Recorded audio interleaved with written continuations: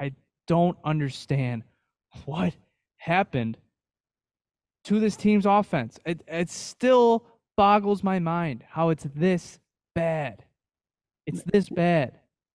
We do know what happened. So let's get Well, into it. I'm let's gonna have Jonah's about to all right. go off here. So Gloves are off. Gloves are off. Okay, so I read this tweet by Matthew Fairburn at about, I don't know, probably 12:30 at night last night. I was just scrolling, getting tired, getting ready to go to bed.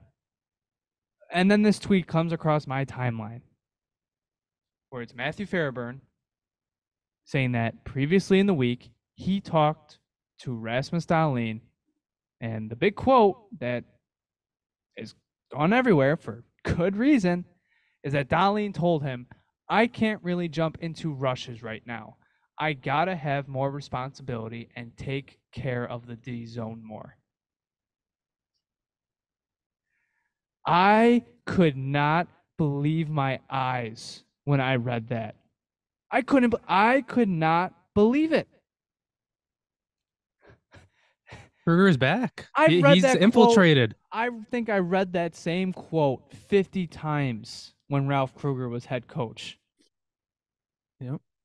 How have we gotten back to this point where we're telling the guy who we spent 3 years, 3 years, probably, yeah, 3 years since Kruger was fired and then onwards. So up until it's about 2.5 years, almost 3 years, telling him not to do that, telling him screw whatever that soccer chairman was filling your head with and just go out there and play. And we're doing this at a point. We're telling him to play more defensive at a point when the team's offense stinks.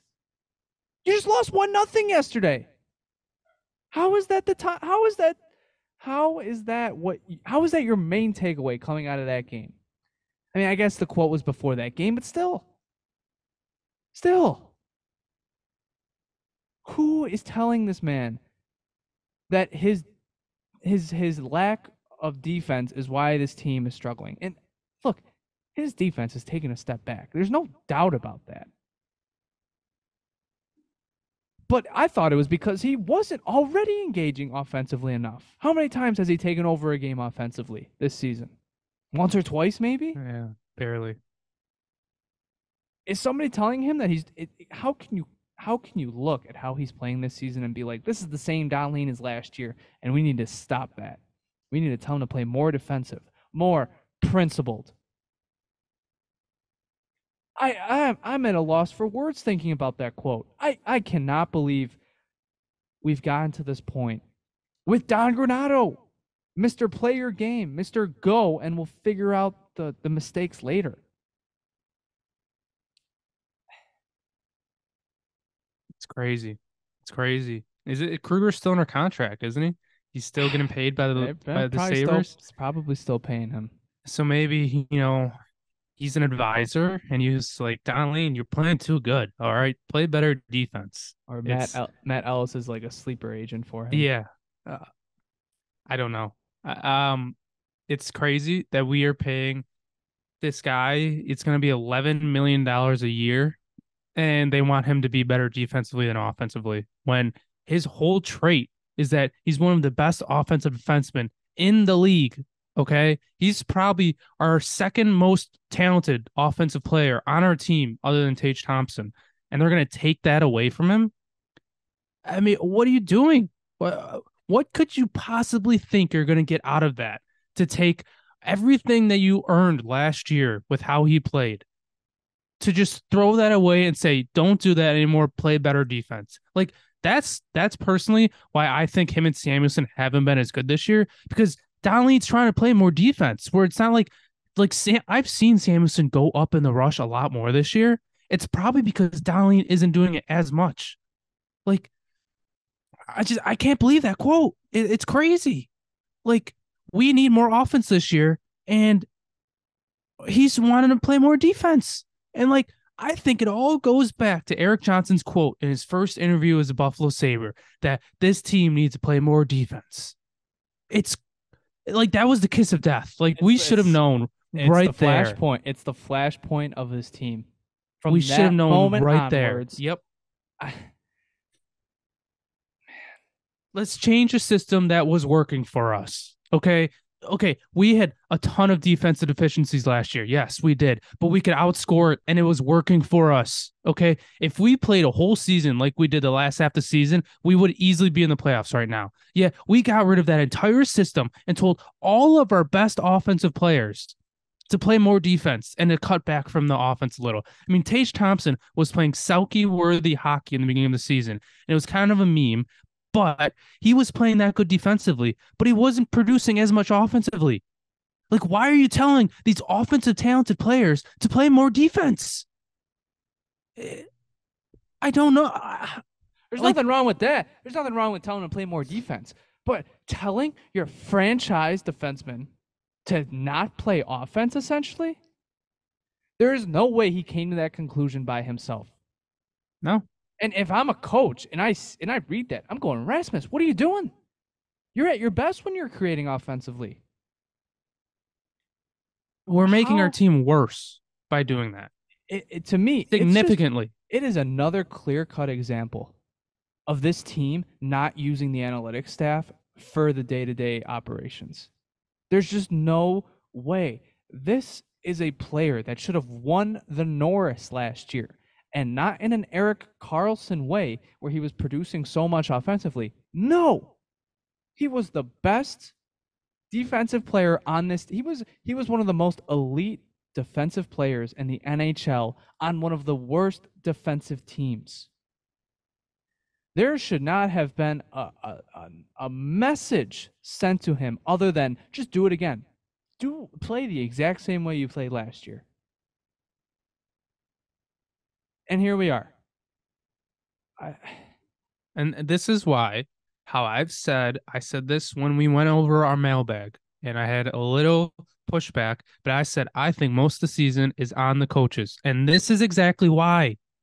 Dahlin is not sitting at that offseason saying, look, I was almost a Norris caliber player. I have to change my game. I need to play more defense and play less offense. It's the coaches. It is the coaches. And I will also throw Eric Johnson into that because his entire mentality this whole season, even when we needed more offense at the beginning of the season, he was saying how we need to play more defense. So I am throwing Eric Johnson into this too. I think his voice has been it's been going the wrong way the entire season, and the coaching staff has been on board with that. And it's mind-boggling. It makes no sense. You have one of the best defensemen in the league, and you're taking away his best talent. It's dumb. It is really dumb and really stubborn. And I also think, okay, Power was very good in the beginning of the season. He has cooled off, I think, a significant amount. He hasn't been as much. He hasn't been as good. I think they're probably giving Power the same exact message, and that's why he hasn't been as good. He has not been contributing offensively. Even last year, when he had his struggles, okay, he was contributing. He was one of the best offensive contributors on a team last year. He was creating plays. He was driving play. Okay, he's not doing that right now, and I think it's the same exact message that they're giving Dahlin. They're telling Power. They're saying, "Look, you are very talented offensively. Let's dial back on that. Play a little more defense. Let's develop that part of your game. It's not what they're good at. Okay, it's not. Stop with this nonsense. Stop being dumb. Like I was at the game Thursday or Wednesday or whenever the game was with my girlfriend, and I said at one point, I said I think I could coach this team better sometimes. It is unbelievable. Unbelievable. And I said that in response to their amazing regroups that they have where guys just stand still in the blue line and do absolutely nothing. Like, we haven't touched on that too much, but you tweeted about it. Some of this stuff is just so elementary that it's not that difficult, but it's mind-boggling. Like, it blows my mind, some of the stuff they're doing this year. It blows my mind, and this is at the tip of it all, and that comment is insane. It's insane. You should not be hearing that out of your franchise player. Oh man, I wasn't even planning on talking about the regroups. I want to get into it. Okay. And you could go first because I need to cool off a little, but it Keep makes no going. sense. Keep going. Ride the wave. I played very low level hockey compared to these people. Okay, I know in a regroup, you're supposed to move, you're supposed to skate, you're supposed to give your defense options. Okay, they don't do that. They have two guys sitting on the blue line. Okay, and the defense, they'll go like D to D all the time because no one's open. And then eventually their play is a long pass and then they dump it in. I have never seen a team, especially an NHL team, where people stand still so much, and that's their issue with their power play too. But you could lead that into the regroup too. Like we were such a good transition team last year. It's because people were moving, they were flying, they had these good passes. That's all been thrown out the window again. It's I like I'm not joking when I say I could at least coach a better regroup. Like I don't even know what they're telling them. Like, yeah, sit still in the blue line. Like, even if that's not the message, can you at least like drill into them? Like, you should not be doing this. Like, what the hell are you doing? Like, that might not be the coaches because if a coach is telling them like this is going to be a regroup, I think they shouldn't even have an NHL job. So maybe it is the players and maybe they're just being lazy, but I have seen it the entire year and it makes no sense. No hockey team ever in the history of hockey should be doing that as their regroup. We're talking about the regroup. Like this is crazy. That's the talking point right now. We're talking about the Buffalo Sabres regroup. What a downfall. This should be like the last of the issues you should ever have to bring up with Don Granato. This is Mr. All Offense. This is Mr. Giddy Up and Go. Mr. Go play your game. Play fearless. Don't worry about making mistakes. And he's got them playing this sheltered play style that doesn't play to their strengths. And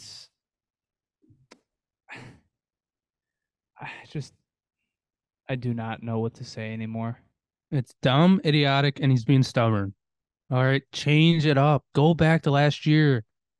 I just I don't even But think they that but can go that's back to that's last that's year. the thing, right? Like we thought for a few games, like here we go, we're gonna get the old Sabres back. They beat the Leafs 9-3. They put up a good performance against the New York Rangers. And then like that was it. That was it. These regroups are still persisting. Their failure to clear the D zone or any attempt that they have to clear the D zone, it's just a flip to center ice. Yep, that was the reason for all three goals on the Senators game. By the way, three pathetic attempts to get it out of the zone that led to three goals. They have, I think they struggle in every end of the ice. Every end. Every end of the ice. They can't break it out. They can't clear the zone. In the neutral zone, they can't regroup for shit.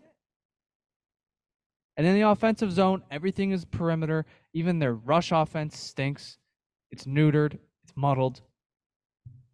They struggle in every facet of the game right now and are only carried by, I guess, the high level of talent that they have. We have questions about whether or not this core is even good enough to win. And sometimes I get into like that. I go into that downward spiral. But then I look at the Boston Bruins, who have Charlie Coyle as their first line center, and they're on pace for 114 points. You cannot tell me that this core isn't good enough at least to break 80 points. We're 42 games in. They're going to hit 76. Could you imagine if they finish with less points than they did in the 21-22 season? They finished with 75 that year. Everybody and their grandmother thought they were going to get Shane Wright that season. And they ended up finishing fifth in the division, outproducing their preseason projections by like 15 points. Could you imagine if they finished lower than that? I don't even want to. You don't want to, but look, they're on pace for 76 points. Oh my God. What the hell happened? What the hell happened?